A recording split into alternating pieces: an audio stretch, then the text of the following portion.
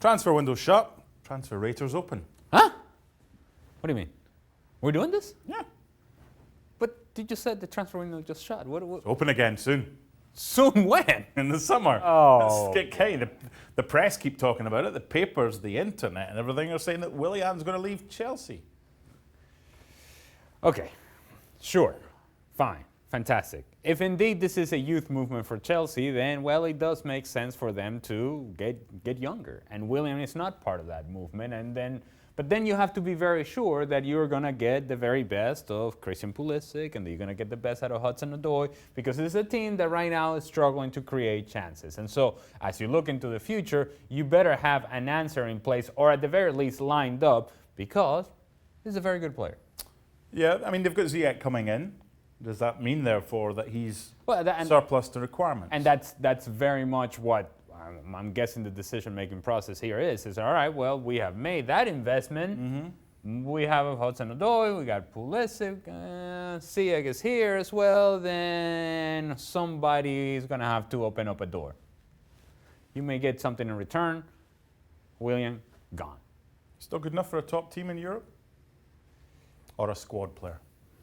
Well, it depends on what you consider to be a top team in Europe. I do think that Willian's still a very good player that can be productive for a team out there. I mean, the right circumstance, then you may find yourself in a Chris Smalling situation where he went to Roma and all of a sudden the guy is a cold hero. And so, look, I think Willian is a good player.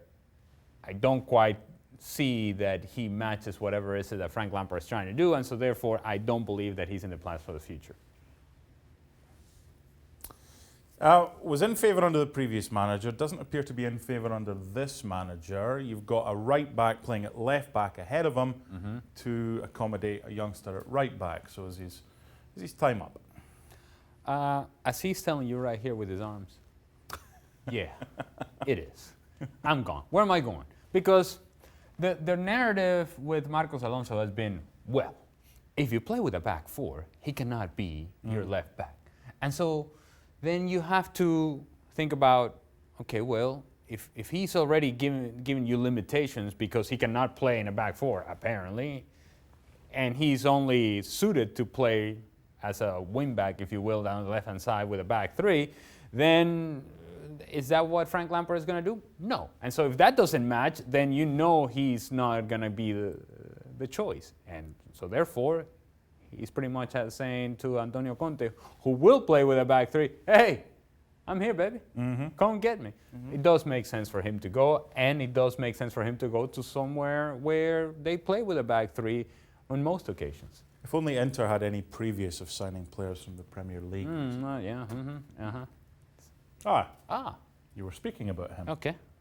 Well, I just told you the guy's a cold hero now. The guy that he's playing so well. Yeah. But recently there's been this suggestion of a hitch in the potential permanent deal.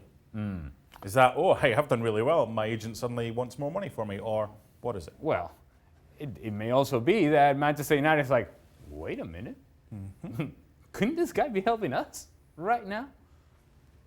And if I'm Chris Smalling and Manchester United is calling either my agents or me, I'm not answering the call. I'm not. I'm like, just leave me here, baby. I'm fine here. I'm doing well. My team is all right. I'm doing okay. Just leave me alone. It got to the point in Manchester United where he just wasn't going to happen for him. Long term, the success was not there for him. It wasn't lined up properly for him to be the guy. And so, if you're having a great time at Roma, why entertain going elsewhere? His career had gone into a cul-de-sac with Manchester United. Now you're out of it. You're no longer in the roundabout. You're out of it. Make sure that you continue to enjoy what you're doing professionally. Good life advice. Yeah, well, that's what I do. This is all encompassing. This is not just about the transfer market. And it's free? It's free, and I go beyond. Oh. This is what I do. What would you advise Milan Skriniar to do then if Man City came calling? I would listen. Yes. I would pick up the phone. I would certainly talk to Manchester City and I would say, you need me just as much as I need you. Let's make it work, baby. Poetic. Yeah. Nice. Well, okay, I mean, if he's done his homework, he will see that alongside Aymeric Laporte is just an accident waiting to happen. Yeah, he's a good player.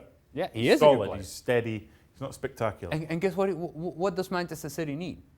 Ooh, a centre back. Yeah, that's steady. That doesn't have to be spectacular, but a guy that does his job, that you don't fear something, a bomb is going to go off anytime that Otamendi gets the ball. You're like, oh my goodness, what is he going to do? There's panic. I feel the panic. Manchester City feels the panic. Skriniar feels the panic. And so if he's done his homework, he knows that there is a mutual need here. Final one for today. So if you've got Skriniar maybe going to City, this came about with a Spanish newspaper with an interview with Raheem with a front page photo of him with a City shirt on one shoulder and a Real Madrid shirt on the other. And he basically said one day he'd like to play for Real Madrid. Is that a come and get me plea, or is it a one day I'd like to play for Real Madrid? It's a common mistake made by players thinking that you just say something in passing and it's just merely sharing your thoughts and your feelings, and that it's not going to be a big deal. Well, it is a big deal because now we're talking about it. But to be honest with you, February 2020, I don't see Raheem Sterling in the summer moving to Real Madrid. I think he understands he has a good thing going at Manchester City. And oh, by the way, he better start picking up the level of play, because over the last month or so, there's been a dip. There has, because he was good the first half of the season, but he's gone off form a bit. Well, and so let's focus on that. Let's not focus on potential moves. Does his mind get changed if City's ban is upheld and there's no Champions League football there for 2 years? Well, a lot of players are going to have to take a look and say, wait a minute, what are we doing? What's our deal? What's our situation? Is there a way out? Do we look for something else, or are we comfortable in the position that we're in? A lot of those players are going to, well, most of the players in Manchester City are going to have to take a good look and say, all right, this transfer ban, or this ban for Manchester City affects us not just in what happens on the field, but what happens with our careers as well.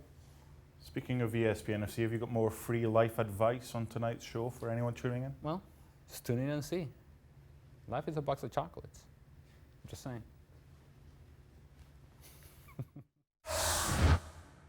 Well, thank you very much for watching ESPN on YouTube. For more sports highlights and analysis, be sure to download the ESPN app. And for live streaming, premium content, and let's not forget as well, ESPN FC 7 days a week. Subscribe to ESPN Plus.